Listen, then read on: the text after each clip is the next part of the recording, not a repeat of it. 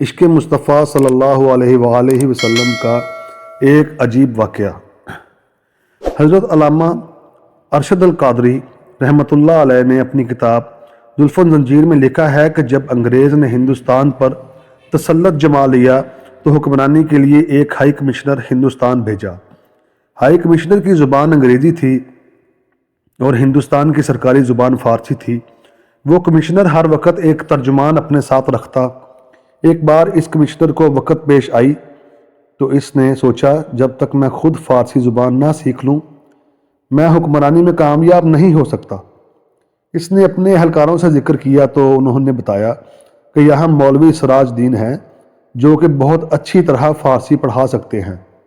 اس commissioner نے مولوی صاحب کو بلا کر مقصد بیان کیا تو مولوی سراج الدین صاحب نے کہا، میں عصر کے بعد فارغ ہوتا ہوں، آ جایا کروں گا اور آپ کو فارسی زبان پڑھا جایا کروں گا۔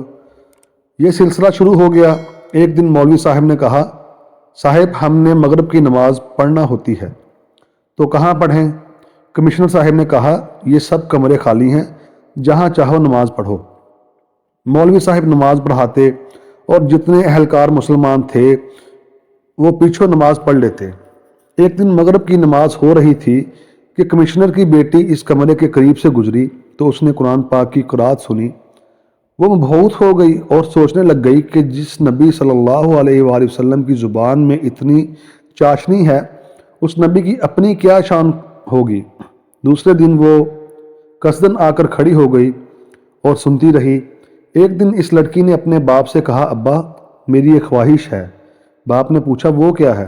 اس نے کہا، میں بھی فارسی زبان سیکھنا چاہتی ہوں۔ اس باب کمشنر نے کہا، یہ کون سی مشکل بات ہے؟ مولوی سراج دین مجھے پڑھانے آتے ہیں، تو بھی ان سے پڑھ لیا کر۔ سلسلہ شروع ہو گیا تو وہ لڑکی چونکہ نوعمر تھی وہ جلدی فارسی سیکھ گئی۔ ایک دن اس لڑکی کی خادمہ آئی اور مولوی صاحب سے کہا، آپ کو صاحب کی بیٹی بلا رہی ہے۔ مولوی صاحب جب اس کمرہ میں گئے تو اس لڑکی نے موت بانا سلام عرض کرنے کے بعد کہا، استاد جی مجھے فارسی زبان میں ایسی کتابیں لا کر دیں جن میں آپ کے نبی صلی اللہ علیہ وآلہ وسلم کی سیرت ہو۔ مولوی صاحب نے چند کتابیں لا کر دیں۔ پھر ایک دن لڑکی کی خادمہ آئی اور کہا، مولوی صاحب آپ کو صاحب کی بیٹی بلا رہی ہے۔ آپ اس کے کمرے میں گئے تو اس نے عرض کیا، استاد صاحب میرے والدین نے میرا نام مریم رکھا ہوا ہے لیکن آج سے میرا نام فاطمہ ہے، میں مسلمان ہونا چاہتی ہوں۔ استاد صاحب نے کلمہ پڑھایا تو وہ کلمہ پڑھ کر مسلمان ہو گئی۔ ایک دن پھر لڑکی کی خادمہ آئی اور مولوی صاحب کو بلا کر لے گئی۔ مولوی صاحب گئے تو دیکھا لڑکی کو بخار ہے۔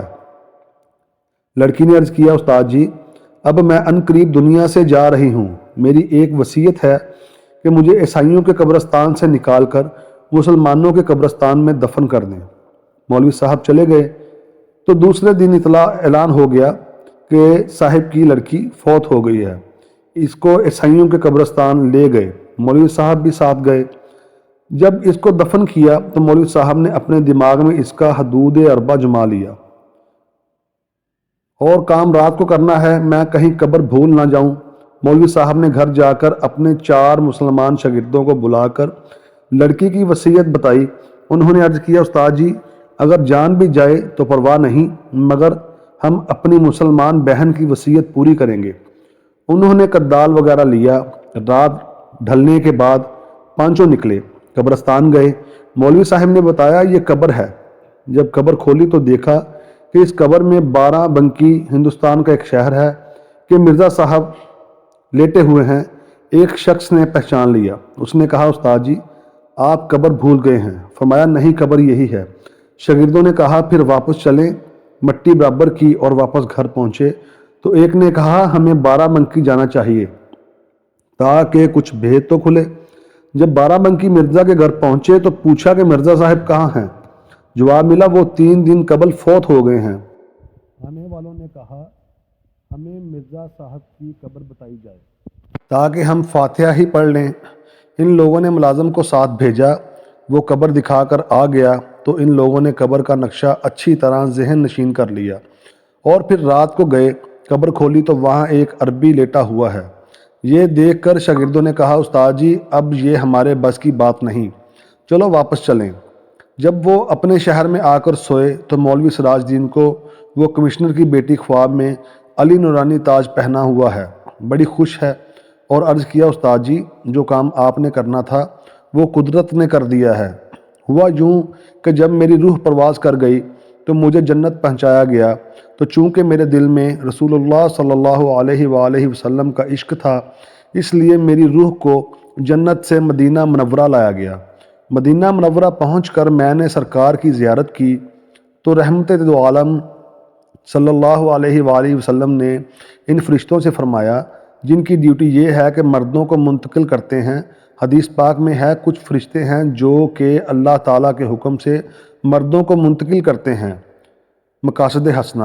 اے فرشتوں، یہ جو کمشنر کی بیٹی ہے اس کے دل میں میری محبت ہے، اسے وہاں سے جنت البقیع لے آؤ، اور اس عربی کے دل میں ہندوستان کی محبت تھی، لہذا اسے بارہ بنکی ہندوستان لے جاؤ، اور بارہ بنکی کا مرزا اس کے دل میں انگریز کی محبت تھی، اس کا کھانا انگریزی، پینا انگریزی، رہن سہن انگریزی تھا، اور قانون ہے کہ جس کو کسی کے ساتھ پیار ہوگا اس کا حشر بھی اس کے ساتھ ہوگا۔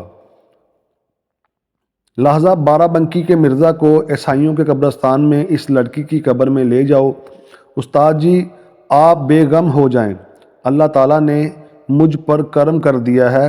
اور ساتھ ہی کہا استاد جی یہاں آ کر پتہ چلا کہ عشق مصطفیٰ صلی اللہ علیہ وآلہ وسلم سے بڑھ کر کوئی نیکی نہیں۔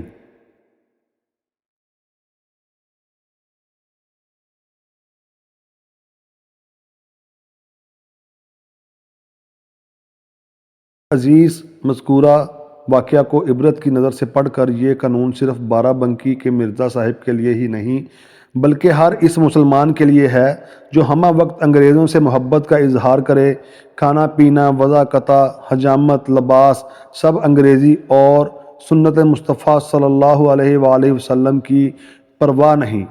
اے میرے عزیز، آؤ ہم آج ہی توبہ کرنے، کیا معلوم کہ رات آنی ہے یا نہیں، اگر رات ہے تو کیا معلوم دن چڑھنا ہے یا نہیں۔